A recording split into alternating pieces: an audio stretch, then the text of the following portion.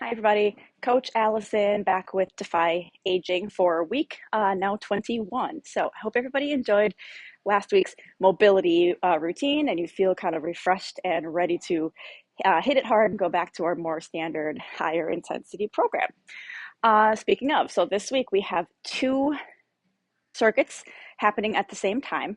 Unless you have a smaller group, one or two people, then we can just do one at a time. But two circuits happening simultaneously. There's going to be 4 stations at each circuit, and we're going to run through each one 2 times. Here's the thing, though. So Circuit A and Circuit B, whichever one you start in. So if you're starting in Circuit A, we're gonna run through, well, or if you're starting either one, if you're no matter which one you're starting in, we're gonna run through the full 2 rounds at that circuit before we swap. So you'll do Circuit A once, Circuit A twice. We're all going to take a break. Then you'll do Circuit B once, Circuit B twice. So we're not flip-flopping with each new round. All 2 with one circuit, then all 2 with the other circuit. Hope that made sense. Our timing structure is going to be 35 seconds on, 30 seconds off. So just a little bit more work time than rest time. And there's a couple single-sided exercises. And the 2 sets or the 2 rounds works great for that because we will just do 1 round on one side and run 1 round on the other side. Then we don't have to worry about switching sides in the middle of any sets. And I think I covered it all. So that is a total of 8 exercises or stations. So let's get right to our demo. Okay, the first station is a seated shoulder press. So it is our standard shoulder press exercise, but we're going to do it seated. And you might be surprised because yes, while it's doing it seated does take out the balance because we're not having to balance, it almost makes it a little bit harder because we have to stay up really tall. So we have to engage a lot of core muscles to stay up nice and tall. So we're sitting on a box. You can use anything. The red boxes are nice too. Palms are forward with the weights just like normal. And we're going to do our standard shoulder press. Make sure you start and stop the weights right about in level with the chin. So we don't want to let them fall too low like this. Okay, sit up nice and tall. And I think you'll feel that added challenge on the core right away. It does feel very different. So that is station 1 for circuit A. Okay, station 2 for circuit A is going to be, this one is a little bit tricky. It's going to be a stability ball, which is that ball with stability ball, medicine ball, chest press. It's easier if I just show you because that's confusing, right? Okay, so we're going to probably want to start with the slam ball, medicine ball in your hands first. What we're going to do is lie on the stability ball. Okay, so in order to get in the lying position, we have to kind of start sitting on it like this. You have your medicine ball in your hands. We're sitting here. We're going to crawl out as far as we need to until our head is on the ball. We don't want to stop here because then our head is not supported, and for the 35-second working set, we're going to have to hold our head up, and that's going to tire out your neck. So you do want your head comfortably on the ball. Now, even though this is going to be, for the most part, an upper body exercise, I'm having to engage a lot of like glutes and hamstrings and legs here to keep my hips up because you want to be relatively flat. I don't want to be down like this. So you got to kind of like a hip bridge. So we're up with our hips, and then we have our slam ball, medicine ball here, and we're going to press like that, up and down, nice and steady and slow. When you're done, you can hold on to the ball or drop it to the floor, whatever, but you have to kind of walk back up. So that's kind of a core exercise in and of itself. Now here, I want to make a note about the slam ball. I want everyone to use a slam ball or medicine ball for this, even if you could typically go heavier. For example, let's say you typically grab the 15s for like a chest press exercise.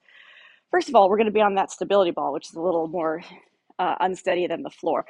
But so if you typically can do that with 15s, like a typical chest press, that is a total of 30 pounds, right? And I don't think we have any 30-pound slam balls at our facilities. And so if you grab the 20 or the 18 or the 15 or the 12, you're like, oh, that's not enough weight. Here's the thing. There are no handles on the ball, whereas dumbbells have handles. So you have a lot more control when you're pressing them up and down. The ball, you're kind of holding on the outside. So already that weight might start to get more challenging than you were expecting because we're having to like press inward to hold on to the ball. So we're kind of incorporating that chest fly type of exercise or feel. Anyways, so it's going to be very, very different. So if you're concerned that the weight won't be heavy enough, just choose the heaviest slam ball that there is. And I think you might be surprised that it's going to be more challenging than you think. Oh, and if anyone is unable to utilize the ball, maybe, oh, sorry, I had a hair in my mouth. It's a little too unstable. You're still working on it. Give it a fair shot. However, we can always use a bench as an alternative to keep you up in that flat position. You can use the floor too, but if anyone is unable to get to the floor, so there's all sorts of options: floor, bench. But we want to try to give this one a fair shot and see how it goes. All right, circuit A exercise, or station 3, is a contralateral step up. Contralateral is just a fancy word for like saying opposites, or I don't really, what it means in the sense and how we're using it here is whatever leg that you're working, the working side, you're holding the weight in the opposite side. So that kind of counterbalances you. So I have the weight in my right hand. That means I'm going to be stepping up with my left leg. Okay, so this is the leg that's doing the like doing the step to get you up. So that being said, the working leg is just going to stay on your step the whole set. We're not going to bring it down. I'll show you what that looks like. So step up, step down. But this working leg that's doing the right here, the oomph to get up, that leg is just staying on the box. So see how it's just consistent up and down. Okay, so this will be for the full set. Then when we come around again the next time, you'll switch arms with the weight and do the other side. So I hope that makes sense. Yeah, so contralateral step ups, getting some lower body in here. Alrighty, and then final station for circuit A is an elevated calf raise. We don't really work calves that often. It's a kind of a small muscle group. It's not important to focus on it a ton. However, it's good to do it sometimes because calves are important for our balance, for our ankle stability and strength, all that stuff. So we're gonna hit calves this week. So it's an elevated calf raise. Now, a standard calf raise looks like this, heels up and down, so you're pushing up onto your toes. For elevated, that means we're gonna elevate our feet. So I think something like a 10-pound weight plate, maybe 25, because that's up a little bit higher, is great, because we just need a little elevation. We're not worried about a huge high thing to step on. So they're like this, because what we're gonna do is just put our, oh, FYI, the plates have these little gaps, these little holes. I think it makes the most sense to put your foot on this part with the full support, not here, so your foot's kind of dipping through this hole. Hope that made sense. Anyway, okay, so you put them about hip width apart, because you're just going to stand relatively, just your normal hip gait. I hope you can see my feet okay.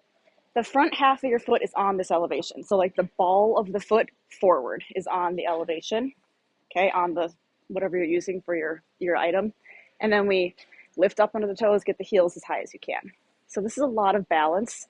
So feel free, coaches, I think we'll put this near a wall or a rack so you can put your hand on something, because we don't want to worry about the balance. We just want to worry about this nice lift and full way down.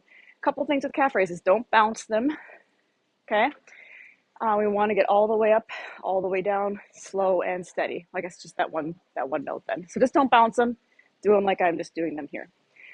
Okay, so yeah, kind of a little more isolated exercise for a change. Calf raises, give it a try. Okay, we are on to circuit B. So station 1 for circuit B is a half kneel band row. We've done this one quite a few times. So I have my band anchored up on the rack there.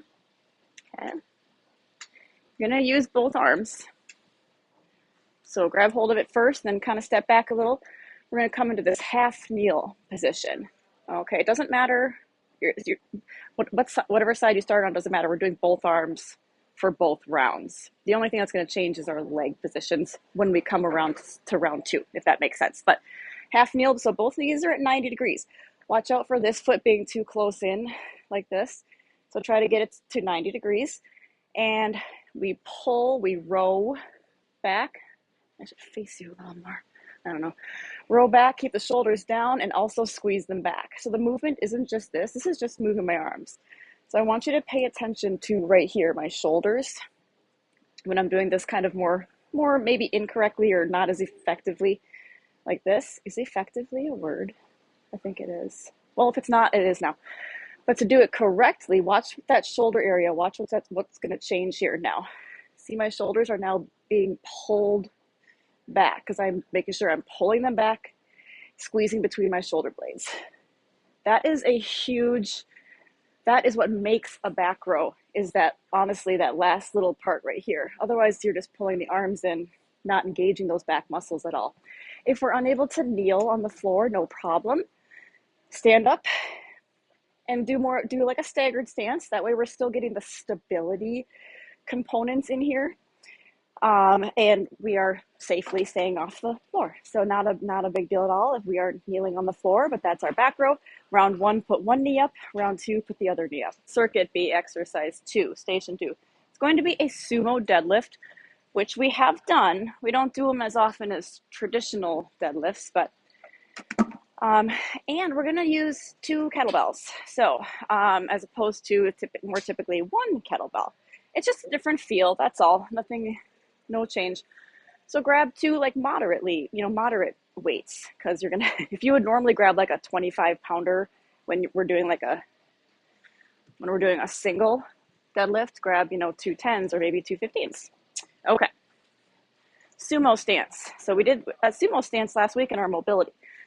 So it's the same thing, but that wide stance, toes slightly angled out. The weights are just kind of hanging in the center, palms turned towards each other. See, my palms are facing one another. From there, we go into our Romanian deadlift. Arms are just dead weight, hanging straight down. From the front, I suppose you maybe can't see much of what's happening, so I'll turn to the side.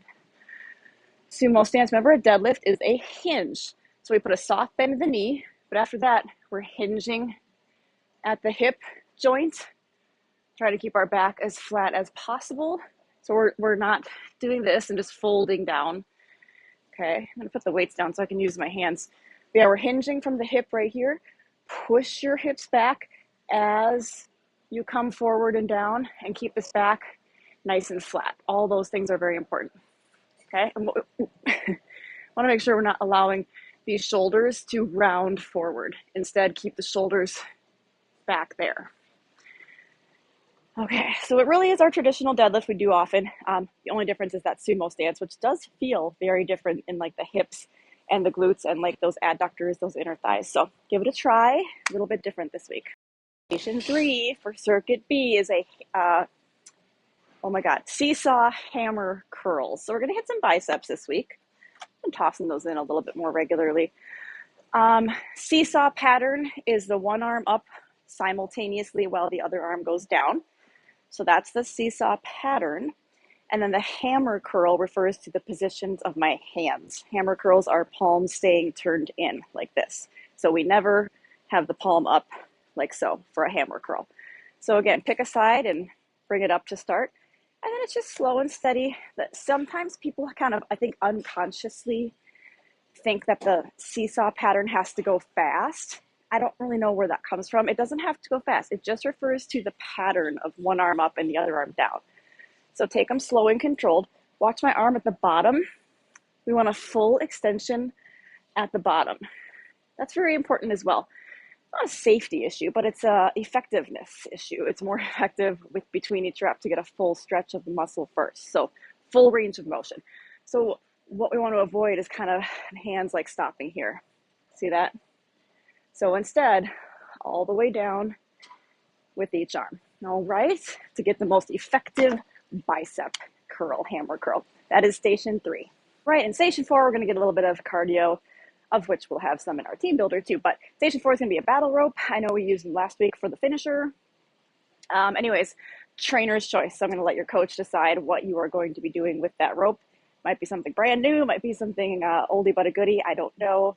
That will be station 4, and again, trainer's choice on the battle rope. Oh, right, and our team builder. So we're gonna do some tank for our team builder. It might take a bit. If you have a larger session, that's okay, because everyone's gonna go through one time and get this completed, which I'm gonna show you here. So we're going to do a shove on the way down, and coaches, for the shove, set your resistance at level 1 or 2, probably, because we need some. It can't be too hard because we're just giving it one big shove. And then we're gonna pull it back. So I'll show you what that looks like. So for the tank shove, I like to start with a staggered stance, so I just get a little more leverage, perhaps, or support. Kind of get really close to it. If you want, you can give it a little wind up, and you just give it a shove. You don't move your body with it. I see a lot of people, I don't want to say it's cheating, but I see a lot of people with the shove kind of go like and take a step. So it's all upper body force. Okay, so I'm staying within the frame of the camera, but you would go all the way down the turf doing that. So shove one, let's walk up to it, set up for the next one, shove two, and so on.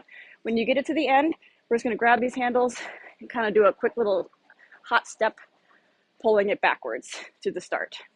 Okay, yes, everyone will go through one time, or if you have, if you only have 2 or 3 people, maybe everyone goes through twice just to make it last a little longer, but kind of where you're at with time might determine that. But that'll be a good little metabolic finisher. Give everything you can to that shove, like really, like you're trying to, I don't want to say push someone over because that sounds mean, but give it a good shove. And yeah, that's our team builder. Well, everybody, that wraps up week 21. So again, 2 circuits, going through them 2 times. Hope everyone enjoys these movements and you feel like you got a good workout. See you back next week for week 22.